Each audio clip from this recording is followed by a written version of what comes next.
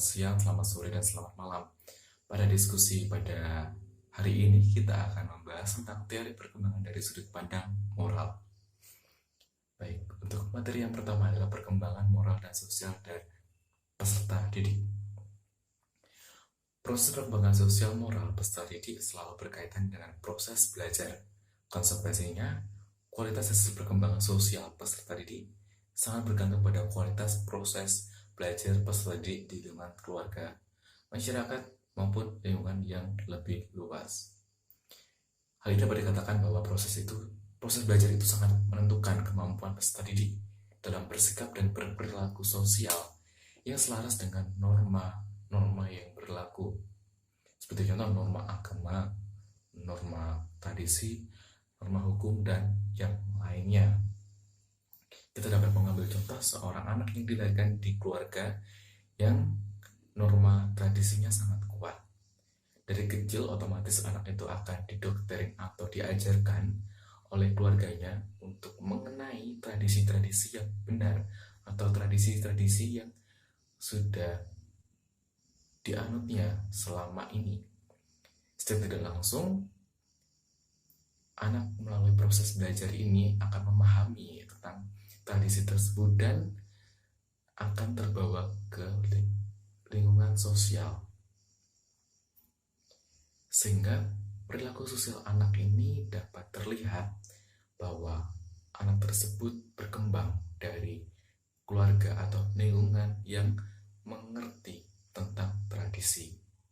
Berbeda dengan seorang anak yang berada di lingkungan yang misalnya kurang baik, tentu saja output anak ini juga kurang baik.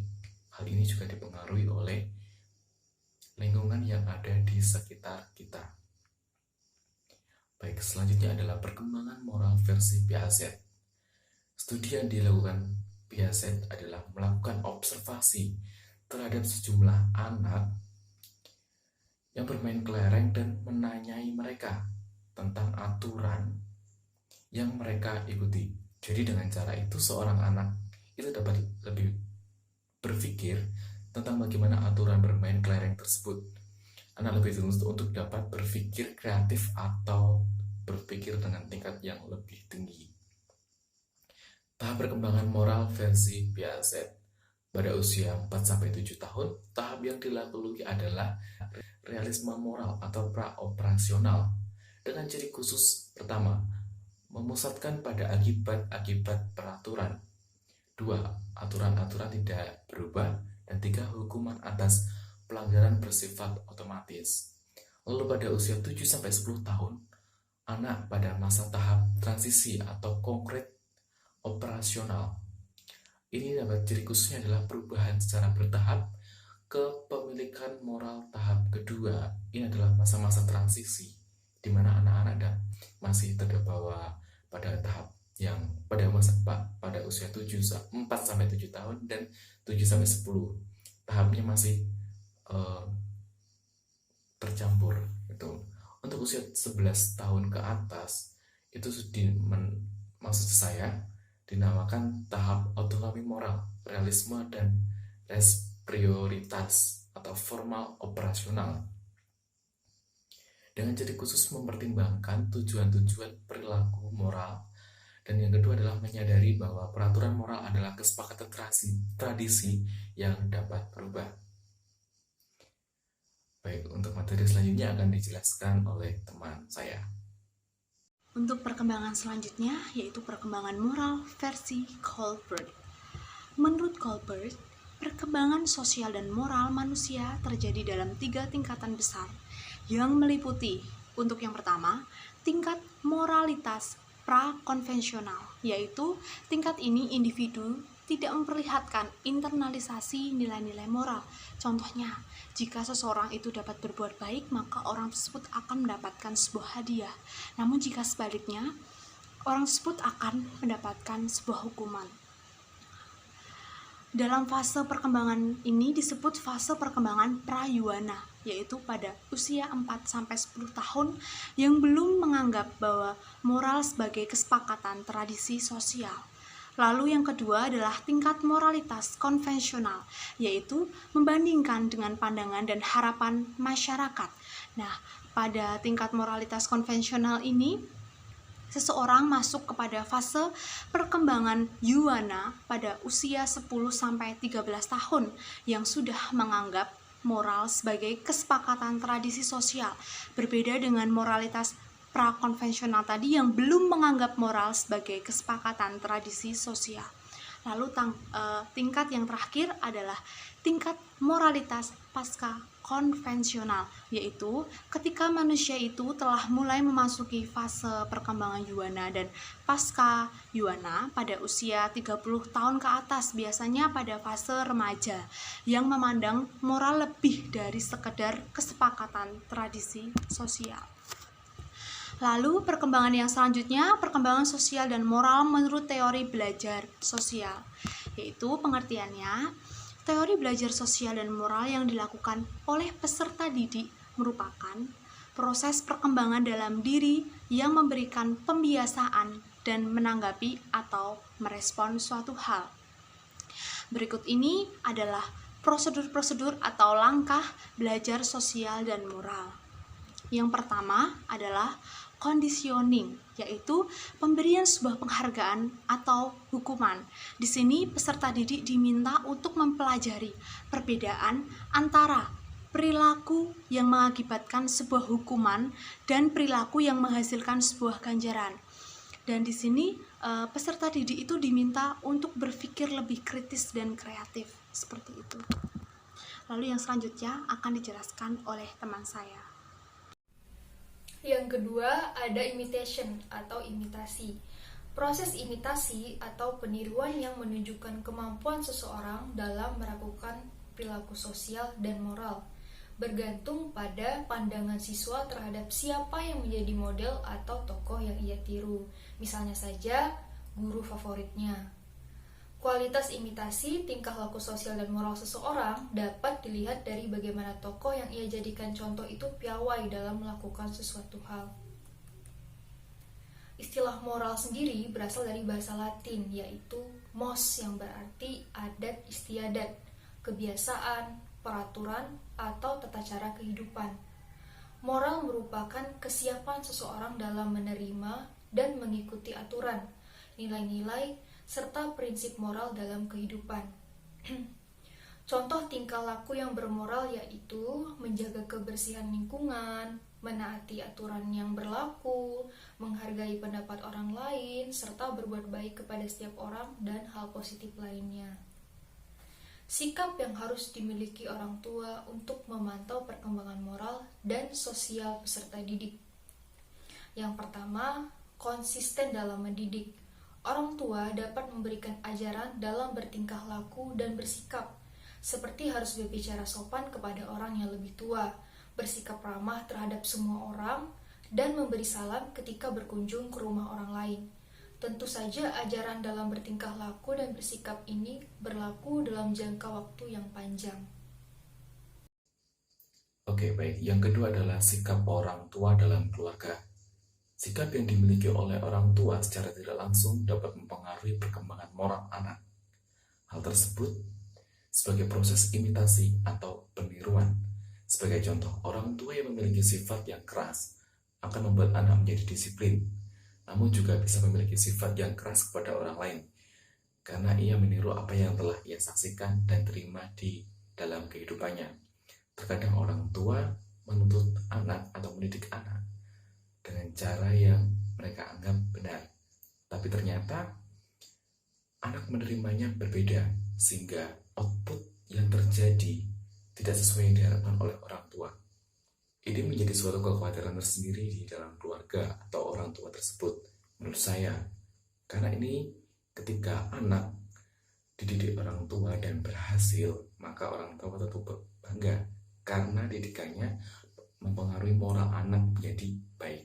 Jika tidak, bagaimana? Jika tidak, mungkin bisa menjadi bumerang bagi orang tua tersebut. Sikap selanjutnya yang harus dimiliki orang tua yaitu penghayatan dan pengalaman agama. Dalam berkeluarga, orang tua tentunya memiliki keyakinan, maka hendaknya orang tua dapat mengajarkan nilai-nilai agama kepada anak sedini mungkin agar nantinya ketika anak tumbuh dewasa, anak tersebut dapat mempraktikkan nilai agama dalam kehidupan serta dapat menunjukkan bahwa anak tersebut memiliki moral yang baik. Selanjutnya ada proses perkembangan moral. Yang pertama ada pendidikan langsung. Pendidikan langsung merupakan proses yang dilakukan seseorang dalam menentukan perilaku yang baik atau buruk bagi dirinya yang didapatkan dari orang terdekat seperti orang tua, guru, dan masyarakat lainnya. Yang kedua ada identifikasi, yaitu menentukan lalu menirukan perilaku moral dari seseorang yang dianggap sebagai contoh atau model panutan seperti guru, orang tua, masyarakat, dan orang yang lebih berpengalaman. Sebenarnya pendidikan langsung dan identifikasi ini hampir sama karena sang anak menjadikan seseorang sebagai contoh panutan dalam berperilaku. Jadi di sini si anak ini sama-sama sedang menentukan perilaku apa yang akan dia ikuti. Contohnya seperti di sekolah, ketika anak menjadikan guru sebagai panutan. Saat misalnya guru sedang menerima tamu, sang anak nih melihat bahwa ketika guru sedang menerima tamu, guru berperilaku tersenyum, menyapa, memberi salam.